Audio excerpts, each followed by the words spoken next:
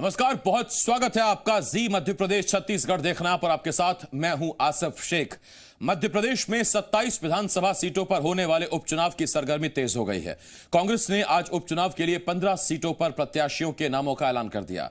जानकारी के मुताबिक इस लिस्ट में ज्यादातर नाम पूर्व सीएम कमलनाथ की सहमति के बाद शामिल किए गए हैं। वहीं बीजेपी के पुराने प्रत्याशी ही लगभग तय माने जा रहे हैं। वहीं कांग्रेस जल्द ही बाकी बची सीटों पर भी प्रत्याशियों के नामों का ऐलान करेगी। मध्य प्रदेश में 27 सीटों पर उपचुनाव होना है। इनमें से 22 सीटें वो हैं जहां से सिंधिया समर्थक कांग्रेस से इस्तीफा देकर बीजेपी में शामिल हुए। इन सीटों पर पूर्व विधायक ही बीजेपी से संभावित प्रत्याशी माने जा रहे हैं, जिनमें से कुछ तो पहले से मंत्री भी हैं।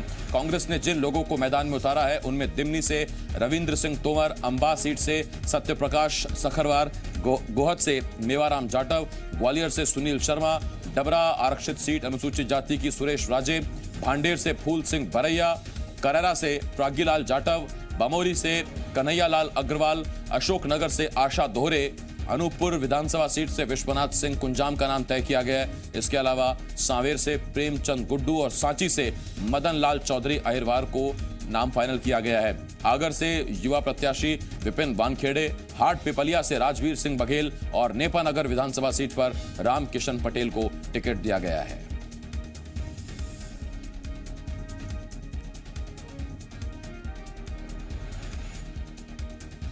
तो आपको बता दें, बड़ी खबर इस वक्त की है कि मध्य प्रदेश में 27 सीटों पर उपचुनाव होना है और उपचुनाव के लिए अभी तक तारीखों का इंतजार किया जा रहा है कि चुनाव आयोग से तारीखों का ऐलान हो। लेकिन तारीखों के ऐलान से पहले ही कांग्रेस ने 15 सीटों पर अपने प्रत्याशियों के नामों का ऐलान कर दिया।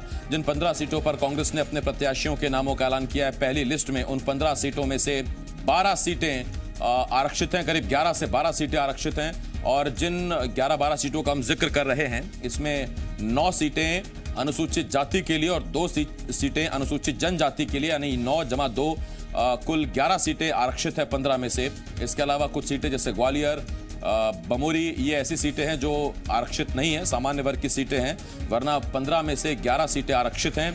इनमें से 9 सीटें अनुसूचित जाति के लिए, 2 सीटें अनुसूचित जनजाति के लिए आरक्षित हैं। और बसपा के बाद कांग्रेस ने अपने प्रत्याशियों के नामों का ऐलान कर दिया है। फूल सिंह बरैया राज्यसभा चुनाव भी लड़े थे, एक बार फिर मैदान में नजर आएंगे आपको भांडेर से। इसके अलावा अगर आप विपिन वानखेड़े की तस्वीर आप देख रहे हैं, विपिन वानखेड़े आगर मालवा से चुनाव लड़ेंगे। मनोहर ऊंटवाल से उनको हार का सामना करना पड़ा था। मनोहर ऊंटवाल 2018 में बीजेपी की तरफ से जीते थे। हालांकि मनोहर ऊंटवाल का निधन हो गया था और उनके निधन के बाद सीट खाली हुई थी।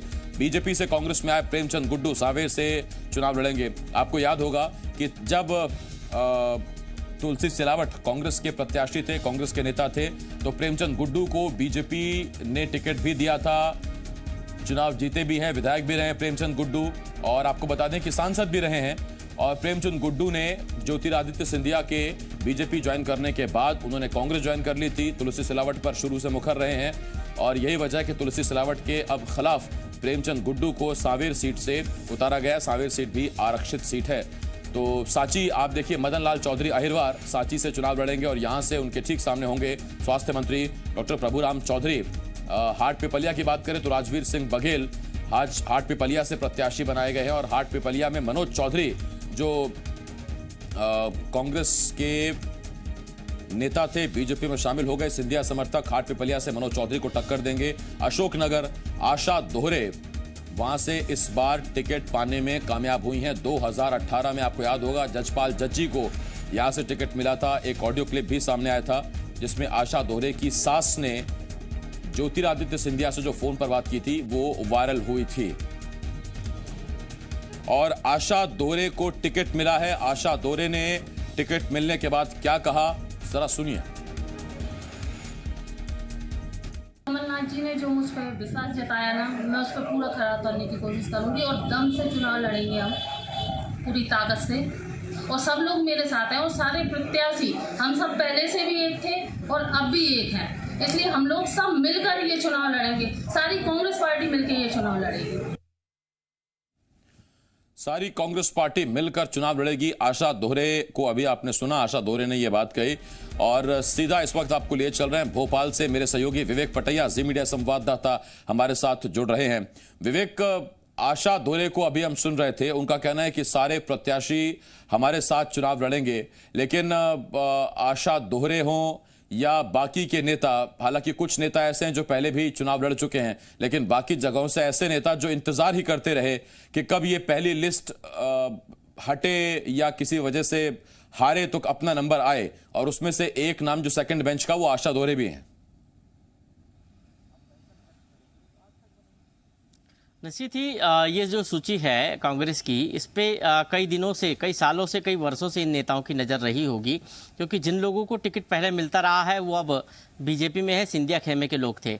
सिंधिया के बगैर जो है ग्वालियर चंबल में पत्ता भी नहीं हिलता था, या यूं कहे कि कांग्रेस जो थी ग्वालियर चंबल क्षेत्र में वो सिंधिया ही थे, और इसलिए अब उन लोगों को बीजेपी से जब प्रत्याशी बनाया जाएगा तो ऐसी स्थिति में जो दूसरे लोग थे जो हमेशा उम्मीद पाल के बैठे थे कि उनको टिकट मिलेगा, उनको अब टिकट मिला है। हालांकि यहाँ पर भी कुछ सीटों पर कांग्रेस ने बीजेपी या अन्य दलों से आए हुए नेताओं पर ही विश्वास जताया है। कुछ सीटें ऐसी है जिन पर कांग्रेस के कार्यकर्ताओं को उम्मीद थी कि उनको प्रत्याशी बनाया जाएगा, लेकिन उनकी उम्मीदें जो है कहीं न कहीं उन उम्मीदों पर पानी फिरा, और एक बार फिर कांग्रेस ने बीजेपी बसपा से आए हुए लोगों को अपनी पार्टी में स्थान दिया और टिकट दिया। चाहे वो हम बात करें फूल सिंह बरैया की, या फिर हम सत्यपाल सिकरवार की बात करें, या केएल अग्रवाल की बात करें, या फिर प्रागीलाल जाटव की बात करें, या फिर हम बात करें प्रेमचंद गुड्डू की। ये वो नाम हैं आसिफ, जो 5-6 नाम ऐसे हैं जो 15 सीटों में 5-6 नाम जो है दूसरे दलों के लोगों को टिकट देकर जो है उनको टिकट दिया कांग्रेस ने। तो ये कह सकते हैं कि कांग्रेस को अभी भी विश्वास अपने कार्यकर्ताओं पर नहीं रहा हो, या अपने नेताओं पर विश्वास नहीं रहा हो स्थानीय, जो दूसरे दल से आए हुए लोगों को टिकट दी। हालांकि इनकी जीत की संभावनाएं क्या है, क्या कांग्रेस के सर्वे में ये नेता जीतने वाले कैंडिडेट है? क्योंकि कांग्रेस के तमाम नेता ये कहते रहे हैं कि हमारे कई सर्वे आए हैं और हम सब सर्वे में जो है 27 में 27 सीटें जीत रहे हैं। कई नेताओं ने ये दावे किए थे। तो ऐसी स्थिति में क्या ये दूसरी पार्टी से आए हुए नेता कांग्रेस के जिताऊ प्रत्याशी है? क्या इनको कांग्रेस के सर्वे में जीतता हुआ प्रत्याशी बताया, इसलिए टिकट दी है इनको? हालांकि देखना होगा, क्योंकि अब दिलचस्प मोड़ पे चुनाव आ चुका है। बीजेपी ने अपने प्रत्याशी भले ही घोषित नहीं की हो, लेकिन 25 प्रत्याशी जो है बीजेपी के, वो आईने में दिखने वाली तस्वीर की तरह साफ है कि यही प्रत्याशी होंगे। 2 सीटों पर जरूर बीजेपी को अपने प्रत्याशियों का ऐलान करना है। ऐसी स्थिति में कह सकते हैं कि बीजेपी और कांग्रेस अब जो है चुनावी मैदान में उतर चुके हैं, और चुनाव की तारीखों का ऐलान होते ही